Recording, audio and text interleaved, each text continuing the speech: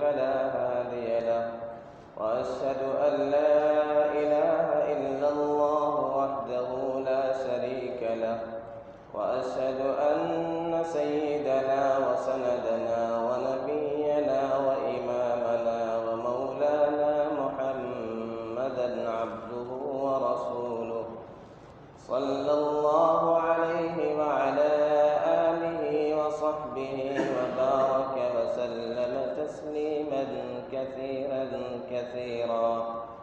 أما بعد فأعوذ بالله من الشيطان الرجيم. بسم الله الرحمن الرحيم. وإذ اعتزلتموهم وما يعبدون إلا الله فأووا إلى الكهف ينشر لكم ربكم من رحمته ويهيئ لكم من أمركم مرفقا. صدق الله العظيم. واجب الاحترام بزرگوں اور دوستوں،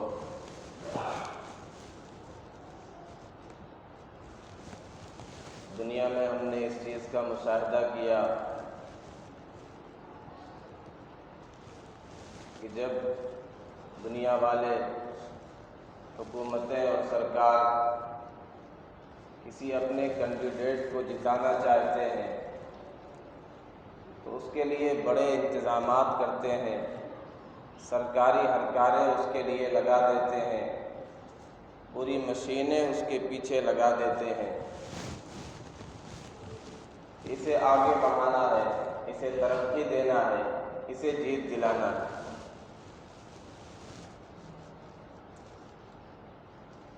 یہ الگ بات ہے، دنیا والے غلط طریقہ بھی استعمال کرتے ہیں.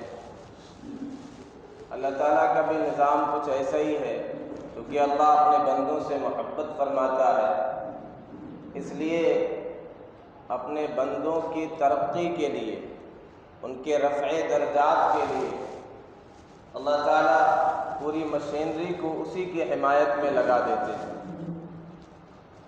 کہ شیطان جیتنے نہ پائے میرے بندوں سے، میرے بندے جیت جائیں، یہ غالب آ جائیں، شیطان کا ان پر زور نہ چلے، کوئی گاؤں اس کا کارگر نہ ہو. اس کی مثال رمضان ہے کہ اللہ تعالیٰ ہمارے لیے ایک ایسا ماحول فراہم کرتے ہیں جس میں سب سے پہلی چیز یہ ہے، ایک بشارت دے دی جاتی ہے کہ جب رمضان آتا ہے فتحت ابواب الجنان، ابواب الجنہ، جنت کے دروازے کھول دیے جاتے ہیں. وغلقت ابواب النیران، دوزخ کے دروازوں کو بند کر دیا جاتا ہے. وسلسلت الشیاطین، شیاطین کو جکڑ دیا جاتا ہے، باب سلاسل کر دیا جاتا ہے.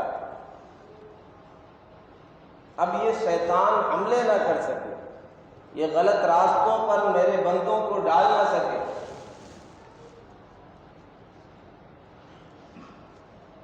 پھر یہ انتظام کیا جاتا ہے کہ اب تم جو عمل کرو گے 11 مہینے میں جو ثواب ہوتا تھا اس سے کہیں زیادہ بڑھا کر کے تمہیں ثواب دیا جائے گا.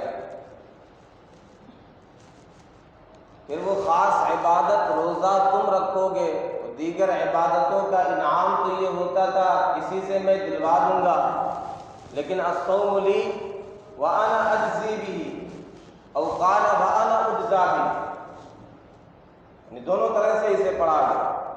یہ کہا کہ روزہ وہ عبادت ہے کہ اس کا بدلہ میں خود دوں گا یا اس کا بدلہ میں خود ہوں.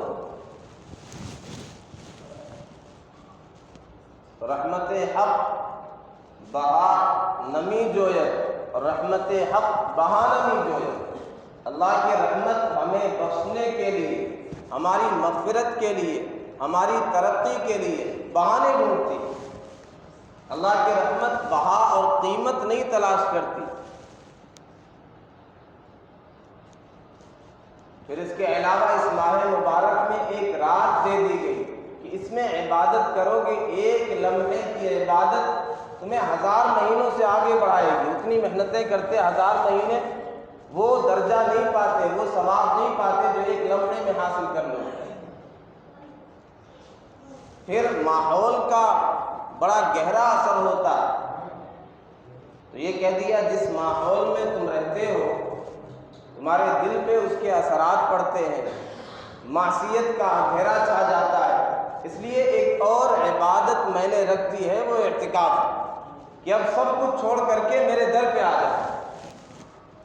اب شیطان تو پہلے سے قید کر دیا گیا۔ ایک جو ماحول ہے، جو انوائرمنٹ ہے، جو بازار کا ماحول ہے، جہاں فساد ہے، جہاں خرافات ہیں، جہاں غیبت ہے، جہاں فراڈ ہے، جہاں جھوٹ ہے، جہاں دغابازی ہے، اسی لیے تو کہا گیا شر البقاع الی اللہ اسواقها، بازار اللہ کی نگاہ میں بدترین جگہ ہے۔ وخیر البقاع الی اللہ مساجدها او کما قال علیہ الصلوۃ والسلام، بہترین جگہیں روئے زمین پر مساجد ہے، جو اللہ کا گھر ہے۔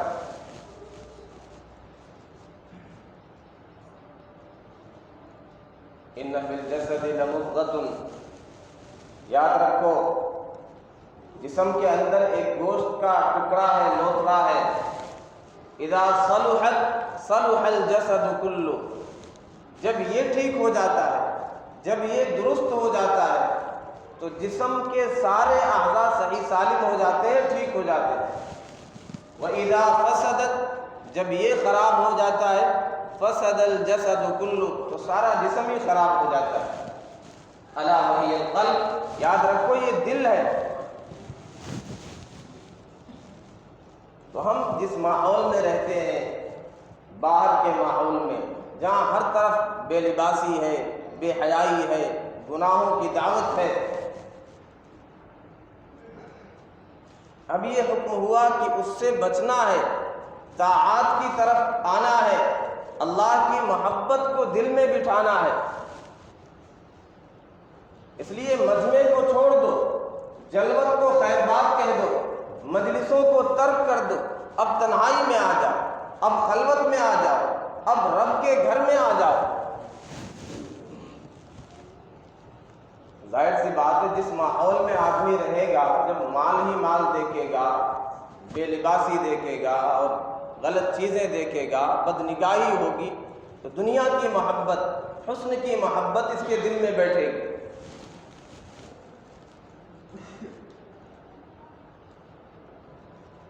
کہتے ہیں ایک صاحب ایک حسین پر عاشق ہو گئے، ہمیشہ اسی کا خیال ہے، اسی کا تصور جمائے بیٹھے ہیں، اس کی یاد میں ایسے غرق ہیں کہ بھولے جا رہے ہیں، حتیٰ کہ شدید بیمار ہو گئے۔ کسی نے جا کر کے بتلایا محبوب سے کہ تمہارے محب کی یہ حالت ہے کہ بستر پر پڑ گئے، کچھ تو رحم کرو۔ اسے خیال آیا کہ ٹھیک ہے چلتے ہیں، چنانچہ یہ چلنے لگا۔ جب اسے پتہ چلا کہ میرا محبوب آ رہا ہے تو ایسی طاقت آئی کہ فوراً اٹھ کر کے بیٹھ گئے۔ پھر اسے یہ احساس ہوا کہ میری بدنامی ہوگی خواہ تو ارادہ ترک کر دیا۔ جب اس بات کا اندازہ ہوا، یہ خبر پہنچی کہ وہ تو ملنے نہیں آ رہے ہیں، واپس ہو گئے، وہیں پہ جانکنی کا عالم آ گیا۔ یعنی ایسی چوٹ پڑی کہ اب دم نکلے کہ تب دم نکلے۔ اسے کہا گیا کہ آخری وقت ہے، کلمہ پڑھ لیجیے۔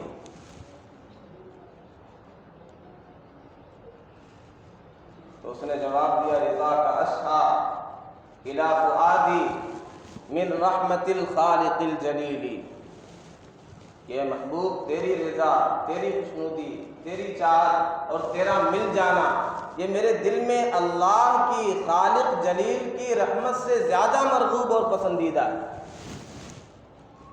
یہ دنیا اور کاروبار دنیا اور دنیا کا حسن، یہ ساری چیزیں ایسی ہیں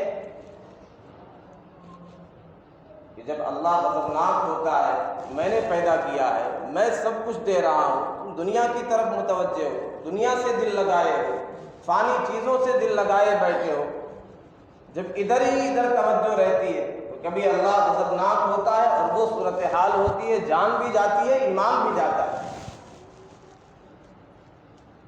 بندے کی صورتحال، جان سے بھی ہاتھ دھو بیٹھے، ایمان بھی گنوا دیا۔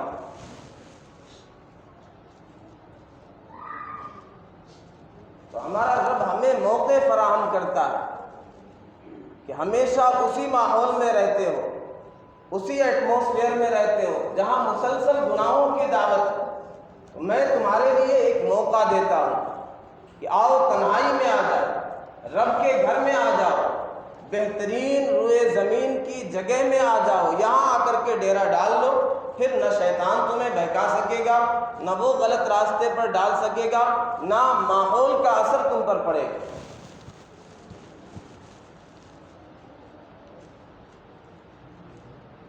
میں نے جس آیت کریمہ کی تلاوت کی،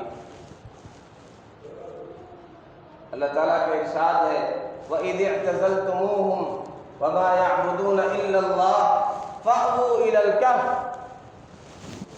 اصحاب کہف کا تذکرہ ہے، بڑا تفصیلی واقعہ ہے، لیکن وہ تفصیلی واقعے میں نہیں جانا ہے۔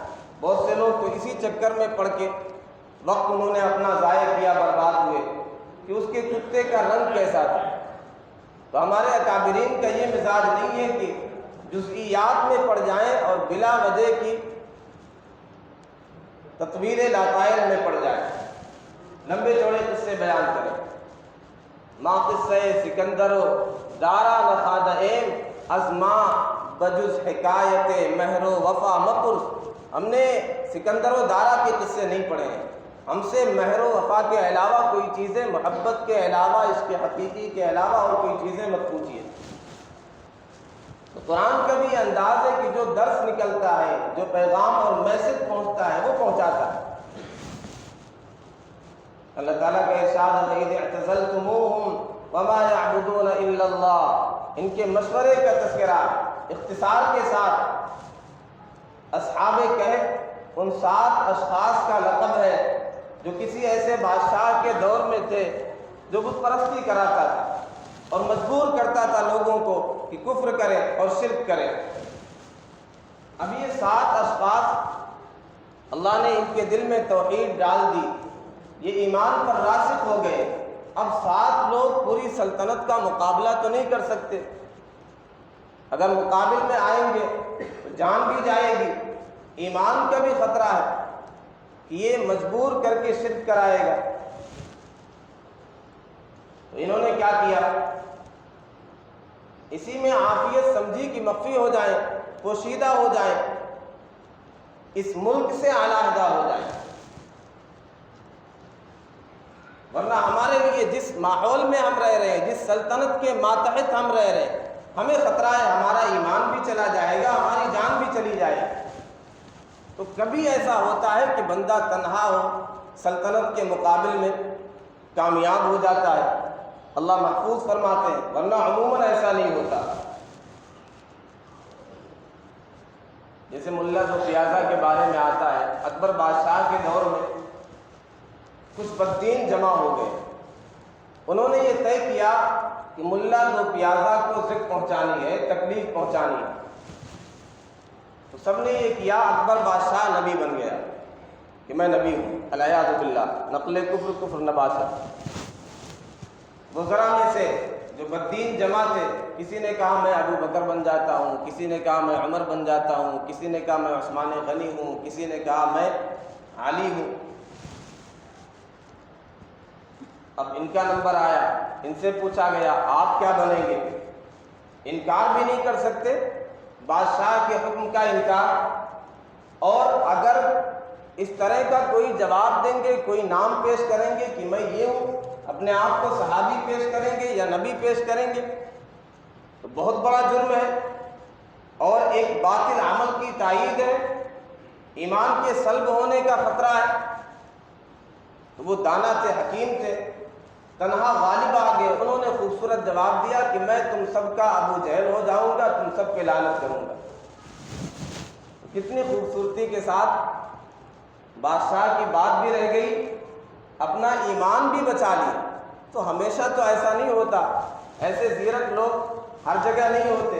بہرحال اصحاب کہف نے یہ فیصلہ کیا وَإِذِ اعْتَزَلْتُمُوهُمْ، جب الگ ہو گئے، یہ مشورہ کر رہے تھے جب تم لوگ ان سے الگ ہو گئے، وما یعبدون الا اللہ، ان کے معبودان باطلہ سے الگ ہو گئے، اس سے بیزار ہو گئے اللہ کو چھوڑ کر کے، یعنی اللہ سے الگ نہیں ہوئے، اللہ سے اعتزال انہوں نے نہیں اختیار کیا، اس قوم سے، اس سلطنت سے، مشرک لوگوں سے الگ ہو گئے، معبودان باطلہ سے کنارہ کشی اختیار کر لی، اللہ کے ساتھ خلوت میں ہو گئے۔ اب کیا کیا؟ وہ نکل گئے اور غار میں جا کر کے انہوں نے قیام کیا، پھر تفصیلی واقعہ ہے، اللہ تعالیٰ نے ان پر نیند مسلط کر دی اور 300 سال 300 سنین وازدادوا 9 309 سال تک سوتے رہے۔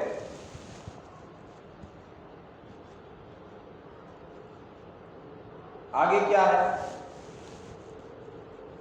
وَإِذِ اعْتَزَلْتُمُوهُمْ وَمَا يَعْبُدُونَ إِلَّا اللَّهَ فَأْوُوا إِلَى الْكَهْفِ يَنشُرْ لَكُمْ رَبُّكُمْ مِنْ رَحْمَتِهِ۔ ایک اہم مسئلہ سمجھانا ہے،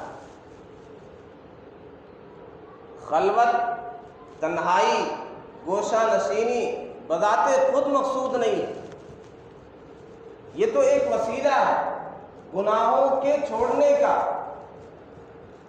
طاعات کی طرف آنے کا، اللہ کی محبت کو حاصل کرنے کا، عبادت پر کمر بستہ ہونے کے لیے یہ ایک وسیلہ ہے، ذریعہ ہے، مقدمہ ہے۔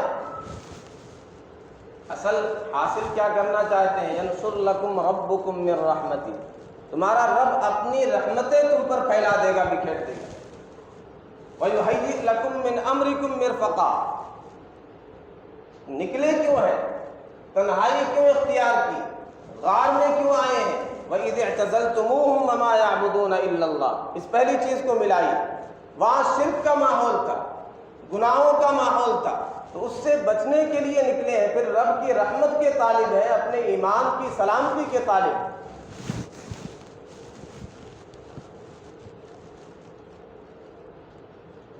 دیگر مذاہب نے، ان کے جوگیوں نے، ان کے پادریوں نے، ان کے راہبوں نے یہاں سے بڑا دھوکہ کھایا کہ اصل خلوت کو ہی مقصود سمجھ لیا،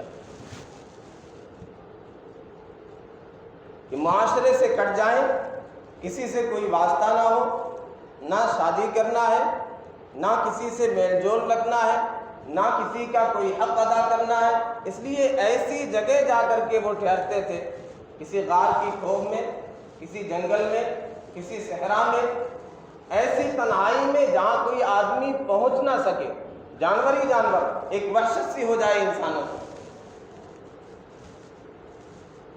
تو ہمارے اعتکاف کی، ہماری خلوت کی، جو اس شریعت میں خلوت ہے، اس میں اعتدال ہے، اس میں حدود کی رعایت ہے، پھر حدود کی رعایت کی وجہ سے اس کی تعریف کی گئی، اور ان کے اعتکاف کی، ان کے اعتدال کی، ان کے تنہائی اور رہبانیت کی مذمت کی گئی۔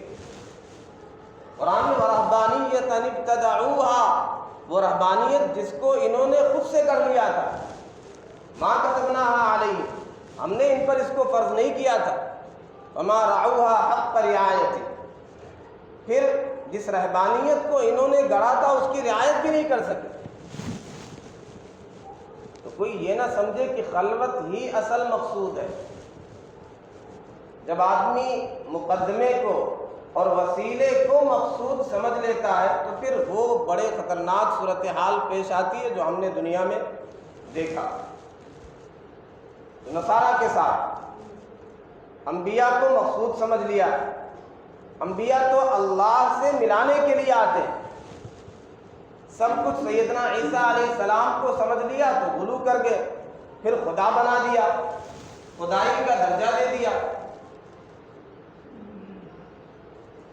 اور ہماری قوم کے لوگ بھی اللہ کے اولیاء کو، اللہ کے مقرب بندوں کو جب ایک وسیلہ ہے اللہ کے پاس پہنچانے کے لیے، اللہ کی عبادت پر لانے کے لیے، جب لوگ انہیں ہی سب کچھ سمجھ لیتے ہیں تو پھر انہی کے در پہ ماتھا ٹیکنے لگتے ہیں۔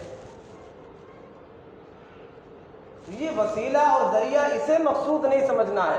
اسی لیے رحمت دو عالم صلی اللہ علیہ وسلم نے ارشاد فرمایا، لا تطرونی کما اطرت النصارى عیسی ابن مریم، جیسے نصارہ نے سیدنا عیسیٰ علیہ السلام کی شان میں مبالغہ کیا، حد سے آگے بڑھا دیا، ان کی شان اتنی بڑھائی کہ خدائی کا درجہ دے دیا۔ دیکھو تم میرے بارے میں ایسا مبالغہ نہیں کرنا، میری شان اتنی بڑھا کے نہیں بیان کرنا، میرے بارے میں اللہ کا بندہ اس کا رسول ہوں یہ کہنا۔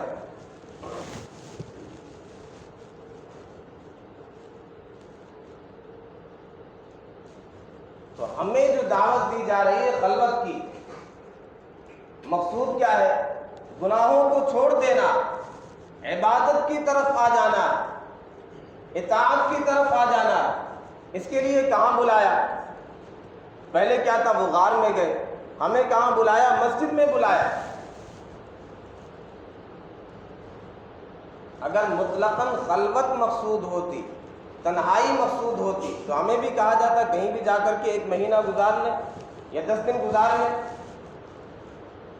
لیکن نہیں، اس دین میں تو اجتماعیت محبوب ہے۔ ید اللہ علی الجماع، اللہ کی مدد ہوتی ہے جماعت پر۔ لیکن یہ یاد رکھیں کہ اس طرح کے اجتماعیت والے کاموں کے لیے معین ہوتا ہے تنہا ہو جانا، خلوت میں ہو جانا۔ دنیا میں بھی ہم دیکھتے ہیں، کوئی تحصیلدار بننا چاہتا ہے، کوئی جج بننا چاہتا ہے، عوام کے درمیان رہے گا، لوگوں کے فیصلے کرے گا، مقدمات حل کرے گا، لیکن اس کے لیے پہلے خلوت اختیار کرے گا، پہلے تیاری کرے گا، پریپریشن کرے گا، کتابوں کا رٹا لگائے گا، قانون کو پڑھے گا، پھر تیار کر کے ایگزام پاس کرے گا، پھر اس مقام تک پہنچے گا۔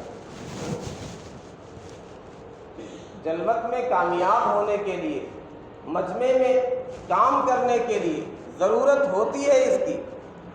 تو اصل تو یہ کام ہے جو باہر آ کر کے کرنا ہے، جو مجمع میں آ کر کے کرنا ہے، اس کے لیے یہ معین ہے، مددگار ہے، اس سے سپورٹ ملتا ہے۔ ہمیں مسجد میں اسی لیے بھیجا گیا۔ نماز میں کیا ہے؟ اجتماعیت ہے۔ مسجد میں رہو گے، ایک نورانی ماحول رہے گا، تمہاری جماعت نہیں چھوٹے گی،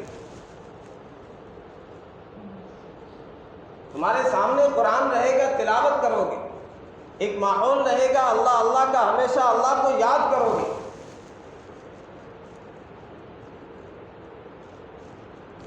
تو یہ ہے، یہ ایک عظیم عبادت ہے جو رحمت دو عالم صلی اللہ علیہ وسلم نے بڑے اہتمام سے اسے انجام دیا۔ لیکن ہم اسے یاد رکھیں کہ اس سے مقصود کیا ہے؟ اپنے دل کو جلا دینا ہے، دل کی صفائی ہے، اللہ کا قرب حاصل کرنا ہے، ہمیشہ رب کی یاد ہمارے دل میں بسی رہے، گناہوں اور معصیت اور ظلمت کا پردہ جو ہمارے دل پر ہے وہ چاک ہو جائے۔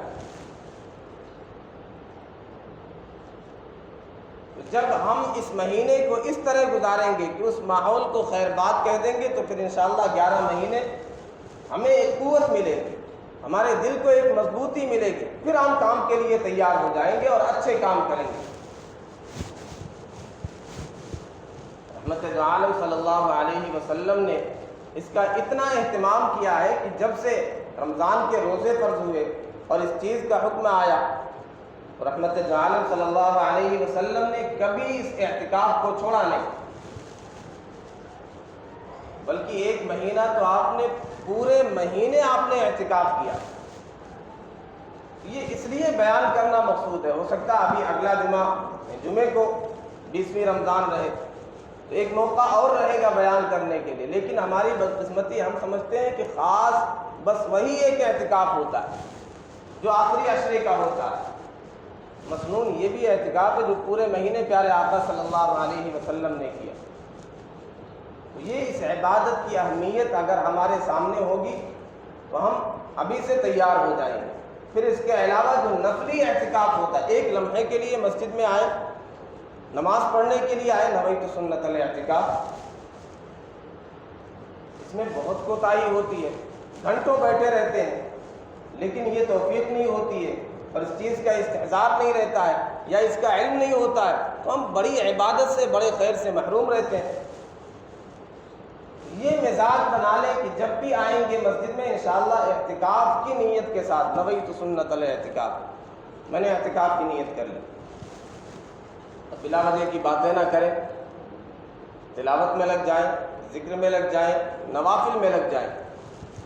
اس کے بعد سنت مؤکدہ علی الکفایہ، وہ جو اعتکاف ہے وہ تو آخری عشرے کا ہے، اس کے لیے بھی تیاری کر لیں۔ اس کے علاوہ جو ایام ابھی ہے یہ بھی سنت ہے، پیارے آقا صلی اللہ علیہ وسلم نے پورے مہینے کیا۔ پہلے عشرے میں آپ نے اعتکاف کیا، پھر صحابہ سے خطاب کر کے آپ نے کہا کہ دیکھو میں شب قدر کی تلاش میں تھا، اس عشرے میں نہیں تھی، جو میرے ساتھ اعتکاف میں تھے وہ آگے کے لیے بھی تیار ہو جائیں، اگلے عشرے کا اعتکاف کریں۔ پھر 20 دن پورے ہو گئے، پیارے آقا صلی اللہ علیہ وسلم نے کہا کہ اس عشرے میں بھی شب قدر نہیں تھی، جو میرے ساتھ اعتکاف میں تھے اگلے عشرے کے لیے تیار ہو جائیں۔ پھر آپ نے کہا اب آخری عشرے میں ہے اور اس کی طاق راتوں میں شب قدر کو تلاش کرو، تو یہاں جو اعتکاف ہو رہا ہے یہ بھی شب قدر مل جائے گی۔